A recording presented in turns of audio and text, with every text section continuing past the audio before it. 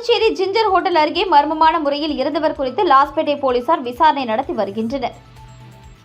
Puducherry Muthialpet Karuvadikuppam ginger hotel அருகே வாய்க்காலை ஒட்டி ஆண் சடலம் கிடப்பதாக லாஸ்பேட்டை போலீசாருக்கு தகவல் வந்தது.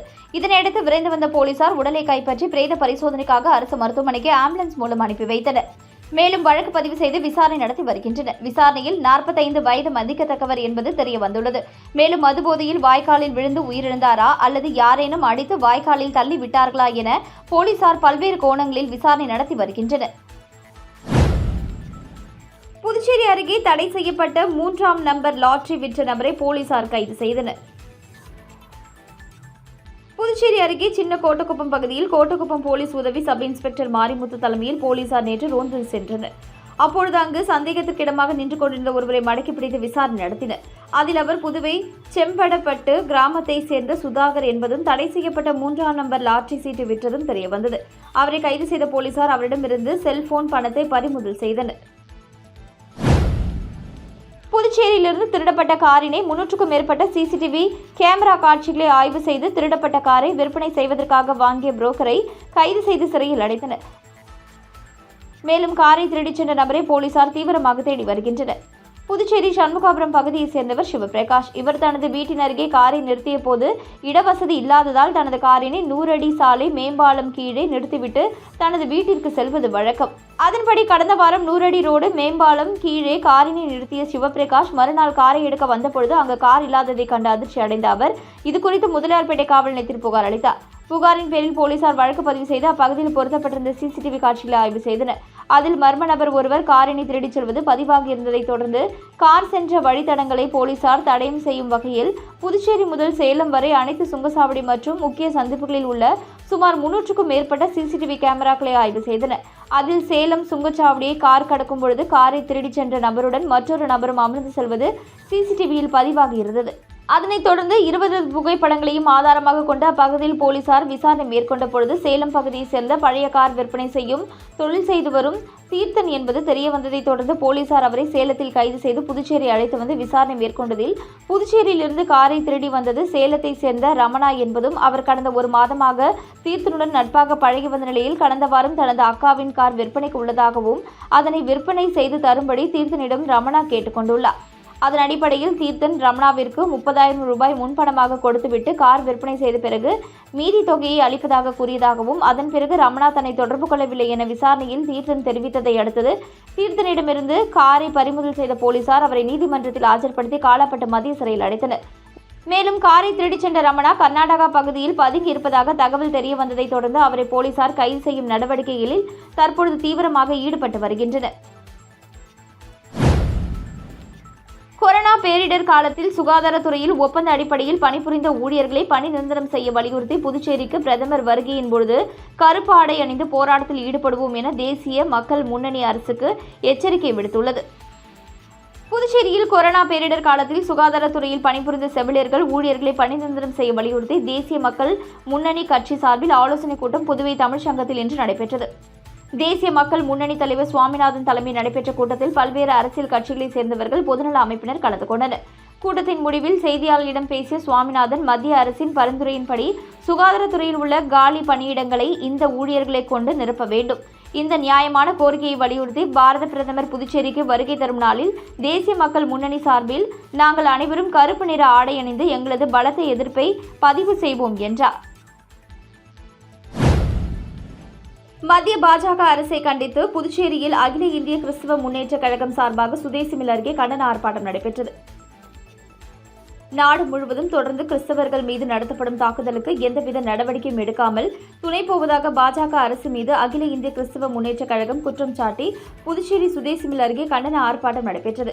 ஆர்ப்பாட்டத்தில் சுமார் 100க்கும் மேற்பட்ட கிறிஸ்தவ அமைப்பை சேர்ந்த நிர்வாகிகள் கிறிஸ்தவர்கள் கலந்து கொண்டு மத்திய பாஜக அரசை கண்டித்து கண்டன முழக்கங்களை எழுப்பினர். மேலும் ஆர்ப்பாட்டத்தில் காங்கிரஸ் சட்டமன்ற கட்சித் தலைவர் வைத்தியநாதன், முன்னாள் அரசு கொறடா அனந்தராமன் மற்றும் காங்கிரஸ் கட்சியைச் சேர்ந்த மாநில நிர்வாகிகள் பலரும் கலந்து கொண்டு மத்திய அரசுக்கு எதிரான கண்டன உரையாற்றினர். புதுச்சேரியில் பணி வழங்க வலியுறுத்தி சட்டமன்றத்தை முற்றுகையிட முயன்ற உள்ளாட்சித்துறை வாரிசுதாரர்கள் 100க்கும் மேற்பட்டோரை போலீசார் கைது செய்தனர். புதுச்சேரி உள்ளாட்சித்துறையில் கடந்த 15 ஆண்டுகளுக்கு மேலாக வாரிசுதாரர்களுக்கு பணி வழங்கவில்லை. இதனால் அவர்கள் தொடர்ந்து பல கட்ட போராட்டங்களில் ஈடுபட்டு வந்தனர். இந்த நிலையில் கடந்த 2024ஆம் ஆண்டு சட்டப்பேரவை கூட்டத்தொடரில் வயது தளர்வுடன் 123 வாரிசுதாரருக்கு பணி வழங்கப்படும் என முதலமைச்சர் ரங்கசாமி அறிவித்தார். ஆனால் அவரது அறிவிப்பை உள்ளாட்சித்துறை நிர்வாகம் செயல்படுத்தாமல் 20 பேருக்கு மட்டுமே பணி வழங்க முடியும் என அறிவித்தது. இந்நிலையில் சட்டப்பேரவையில் முதலமைச்சர் அறிவித்ததை நடைமுறைப்படுத்த வேண்டும். முதல்வர் அறிவிப்பை செயல்படுத்தாத உள்ளாட்சித்துறை இயக்குநரை கண்டித்து உள்ளாட்சித்துறை வாரிசுதாரர்கள் சட்டமன்றத்தை முற்றுகையிடும் போராட்டத்தில் இன்று ஈடுபட்டனர். உள்ளாட்சித்துறை தலைமை அலுவலகத்தில் இருந்து பேரணியாக புறப்பட்ட அவர்கள் சட்டமன்றம் அருகே வந்தபொழுது போலீசார் தடுப்பு கட்டைகள் போட்டு அவர்களை தடுத்ததால் லேசான தள்ளுமுள்ளி ஏற்பட்டது. இதனை அடுத்து போராட்டத்தில் ஈடுபட்டவர்களை போலீசார் கைது செய்தனர். சட்டமன்றம் தேர்தல் அறிவிப்புக்கு முன்பு பணி வழங்காவிட்டால் குடும்பத்துடன் தேர்தலை புறக்கணிப்போம் என வாரிசுதாரர்கள் எச்சரிக்கை விடுத்துள்ளனர். காதலர் தினத்தன்று ஒயினுக்கு பீர் இலவசம் அறிவித்த பாரில் கலால் அதிகாரிகள் அதிரடியாக விசாரணை நடத்தினர். புதுச்சேரி கருவடிக்குப்பத்தில் இயங்கி வரும் ஒரு மதுபான பார் காதலர் தினத்தை முன்னிட்டு காதல் ஜோடிகளுக்கான விசேஷ ஒயின் பீர் காம்போ ஆஃபர் ஒன்றை அறிவித்து கவனத்தை ஈர்த்துள்ளது. காதலர் தினத்தன்று முழு திராட்சையால் தயாரிக்கப்பட்ட மும்தாஜ் ஒயின் குவார்ட்டர் பாட்டில் 96 ரூபாய்க்கு வாங்கினால் 102 ரூபாய் மதிப்புள்ள ஒரு சூப்பர் ஸ்ட்ராங் டின் பீர் இலவசமாக வழங்கப்படும். அதேபோல ஒரு ஃபுல் பாட்டில் மும்தாஜ் ஒயின் வாங்கினால் 4 டின் பீர் இலவசமாக வழங்கப்படும். காலை 8 மணி முதல் இரவு 11 மணி வரை இந்த சலுகை அமலில் இருக்கும் என அறிவிப்பு வெளியாகியுள்ளது. புதுச்சேரி கலால் சட்டம் 1970 பிரிவின் 192 படி எந்த மதுபான கடையும் விற்பனைக்காக ப்ரமோஷன் செய்யக்கூடாது. MRP விலையை விட குறைவாக விற்கிறோம் என்று கூட விளம்பரம் செய்ய அனுமதி இல்லை. ஆனால் இங்கு அப்பட்டமாக விதிமுறைகளை மீறி காதல் ஜோடிகளுக்கு ஆஃபர் அறிவிக்கப்பட்டுள்ளது. இந்த காதலர் தின ஆஃபர் அறிவிப்பை அறிந்த கலால்துறை அதிகாரிகள் சம்பந்தப்பட்ட பாரில் நேரடியாக விசாரணை மேற்கொண்டுள்ளனர். புதுச்சேரியில் துத்திப்பட்டு லாரி உரிமையாளர் வீட்டில் 10 லட்சம் ரூபாய் நகை பணத்தை திருடி சென்ற மர்ம நபர்களை போலீசார் தேடி வருகின்றனர். புதுச்சேரி துத்திப்பட்டு மாரியம்மன் கோவில் தெருவை சேர்ந்தவர் விஜயகாந்த். இவர் சொந்தமாக லாரி வைத்து ஓட்டி வருகிறார். இவரது தந்தை கலியமூர்த்திக்கு கடந்த 27ஆம் தேதி உடல்நிலை பாதிப்பு ஏற்பட்டது. எனவே அவரை குடும்பத்தினர் சிகிச்சைக்காக கதிர்காமம் அரசு பொது மருத்துவமனையில் சேர்த்துள்ளனர். அங்கு அவர் உள்நோயாளியாக அனுமதிக்கப்பட்டு சிகிச்சை பெற்று வருகிறார். இந்த நிலையில் விஜயகாந்த் தனது தந்தையின் மருத்துவ செலவிற்காக பணம் எடுக்க வீட்டுக்கு வந்துள்ளார்.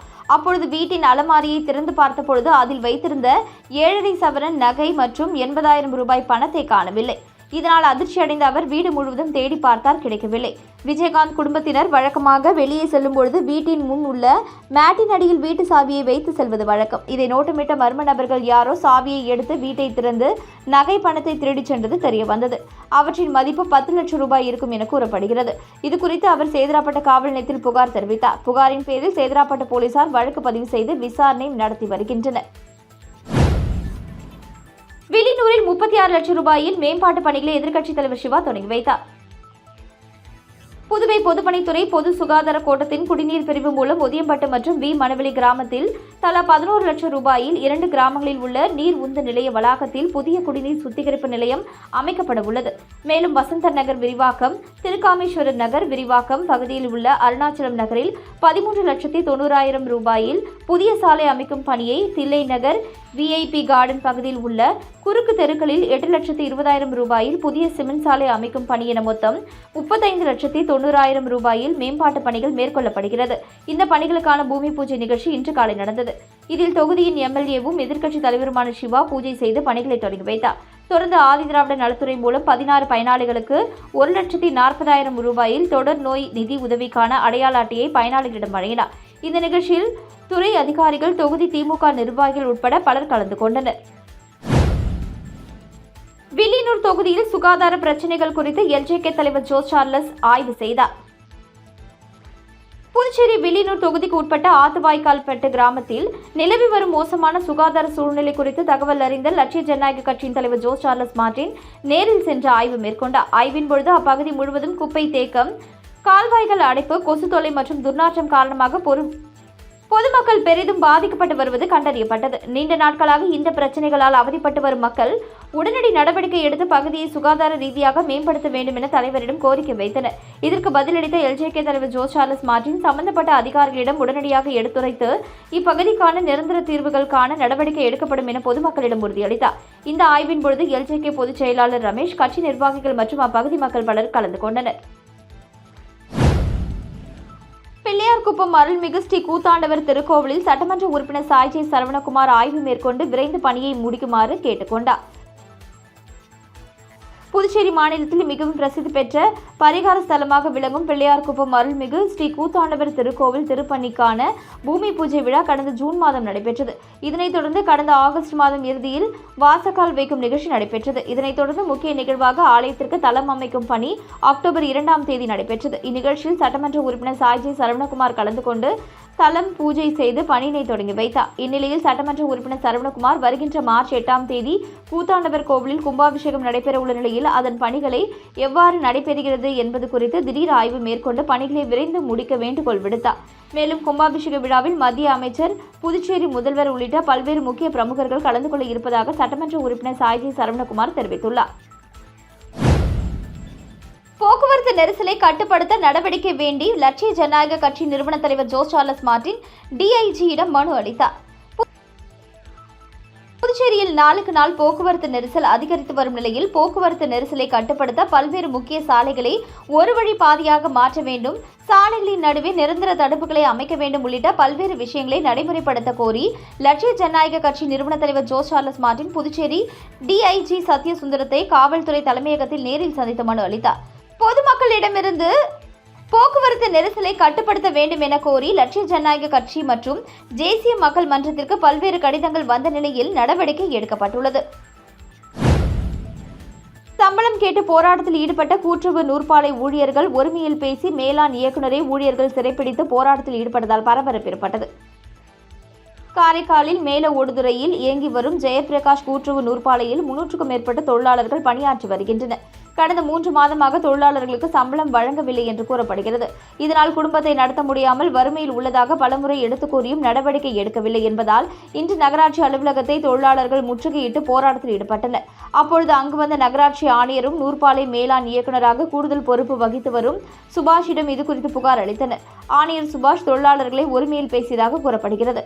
இதனால் ஆத்திரமடைந்த தொழிலாளர்கள் அவரது அறையில் வைத்து வெளியே விடாமல் சுமார் 2 மணி நேரத்திற்கு மேலாக சிறைப்பிடித்து போராட்டத்தில் ஈடுபட்டனர். தொழிலாளர்களுக்கு ஆதரவாக முன்னாள் அமைச்சர் கமலக்கண்ணன் தொழிலாளர்களுடன் ஆணையரை முற்றுகையிட்டு போராட்டத்தில் ஈடுபட்டதால் பரபரப்பு ஏற்பட்டது. தொடர்ந்து தொழிலாளர்களுடன் துணை ஆட்சியர் மற்றும் தாசில்தார் பேச்சுவார்த்தை நடத்தினார்கள். ஆணையர் தொழிலாளர்களை ஒருமையில் பேசியதற்கு மன்னிப்பு கோர வேண்டும் என்று கோரிக்கை விடுத்தனர். சுமார் 2 மணி நேரத்துக்கு மேலாக அதிகாரிகள் பேச்சுவார்த்தைக்கு பின்பு ஆணையர் தொழிலாளர்களிடம் வருத்தம் தெரிவித்ததாக கூறப்படுகிறது. பின்னர் சம்பளம் குறித்து விரைவில் நடவடிக்கை எடுக்கப்படும் என்று தெரிவிக்கப்பட்டதன் பேரில் தொழிலாளர்கள் போராட்டத்தை கைவிட்டனர். ஏனாம் தொகுதிக்கு உட்பட்ட சாவித்திரி நகர் பகுதியில் தொழிலதிபரும் சமூக சேவகருமான தோட்டா ராஜி வீடு வீடாக சென்று வாக்கு சேகரிப்பு பிரச்சாரத்தில் ஈடுபட்டார். புதுச்சேரி பிராந்தியத்தில் உள்ள ஏனாம் சட்டமன்ற தொகுதியில் பிரபல தொழிலதிபரும் சமூக சேவகருமான தோட்டா ராஜி தொகுதியில் உள்ள சாவித்திரி நகரில் தனது முதல் தேர்தல் பிரச்சாரத்தை தொடங்கினார். அவருக்கு அந்த பகுதியில் உள்ள பொதுமக்கள் உற்சாக வரவேற்பு அளித்தனர். அதனைத் தொடர்ந்து சாவித்திரி நகரில் உள்ள ஸ்ரீ கனக துர்காமா கோவிலும் ஸ்ரீ ராமர் கோவிலும் வேத பண்டிதர்களின் முன்னிலையில் சிறப்பு பூஜைகளை நடத்தினார். தேர்தலில் போட்டியிடும் உறுதியுடன் மக்கள் ஆசீர்வாதங்களை பெறும் முதலடியாக சாவித்திரி நகரில் வீடு வீடாக தேர்தல் பிரச்சாரத்தை அவர் ஆரம்பித்தார். அப்பொழுது அவர் பேசுகையில் மக்கள் காட்டும் ஆதரவும் அன்பும் தன்னை மேலும் ஊக்குவிப்பதாக தெரிவித்தார். தன்னை ஆதரித்து ஊக்கமளித்த அனைவருக்கும் நன்றியை தெரிவித்துக் கொண்டார். ஏனாம் மக்கள் எதிர்கொள்ளும் பல்வேறு பிரச்சனைகளை தீர்க்க தன்னால் இயன்ற முழு முயற்சியும் மேற்கொள்வதாக கூறினார். அடிப்படை வசதிகளை மேம்படுத்த அரசாங்கத்திடமிருந்து நிதி பெற்று தந்து வளர்ச்சி பாதையில் நகரை முன்னேற்றுவேன் என்று உறுதியளித்தார். மக்களுடன் நேரடியாக பல விஷயங்களை கேட்டறிந்து அவர்களின் பிரச்சனைகளை தீர்க்க முயற்சிப்பதாக வாக்குறுதி அளித்தார். புதுச்சேரி வருமான வரித்துறை இணை ஆணையர் அலுவலகத்தில் வருமான வரித்துறை ஊழியர் சம்மேளன 74ஆம் ஆண்டு விழாவையொட்டி கொடியேற்றி இனிப்புகள் வழங்கப்பட்டது. வருமான வரித்துறை ஊழியர் சம்மேளன 74ஆம் ஆண்டு விழா வருமான வரித்துறை ஊழியர் சம்மேளனம் புதுச்சேரி கிளை சார்பில் முத்தியால்பேட்டையில் அமைந்துள்ள வருமான வரித்துறை இணை ஆணையர் அலுவலக வளாகத்தில் சிறப்பாக கொண்டாடப்பட்டது. இவ்விழாவில் முதன்மை விருந்தினராக வருகை தந்த வருமான வரித்துறை ஊழியர் சம்மேளனத்தின் முன்னாள் புதுச்சேரி சரக செயலாளர் கோவிந்தன் வருமான வரித்துறை ஊழியர் சம்மேளனத்தின் கொடியை ஏற்றி வைத்து சிறப்புரையாற்றினார். இவ்விழாவிற்கு தற்போதைய சரக செயலாளர் தயாநிதி தலைமை தாங்கினார். கிளை தலைவர் அரவிந்தநாதன் முன்னிலை வகித்தார்.